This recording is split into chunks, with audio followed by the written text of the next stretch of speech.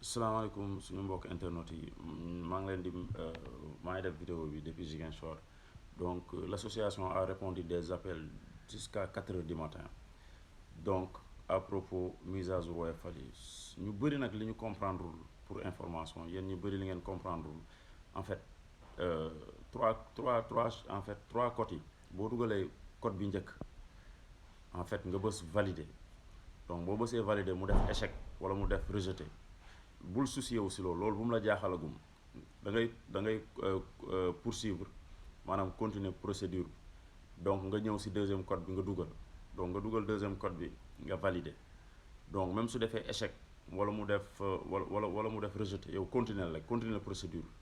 nga dugal troisième code bi nga bës entrée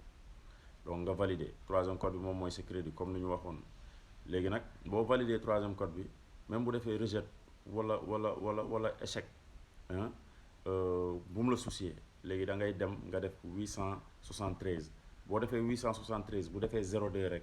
day wane ne sa mise à jour jàll na normalement ok léegi nag il faudra nga revenir nga dellu si waat nga xool ndax sa crédit dugg na wala duggul donc léegi mun nga dugal sa troisième code bi ok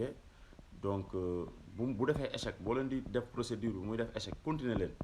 boo defee premier 20 chiffres mu def échec continuer dugal deuxième 20 chiffres bi pardon nga dugal deuxième 20 chiffres bi nga def échec continuel nga dugal sa troisième 20 chiffres bi ok nga bësaat entrée même bu defee échec ak non ak kii nu mu tudd rejeté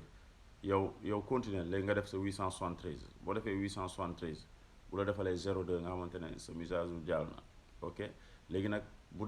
mise à jour bi jàllee ba pare crédit bi ñëwul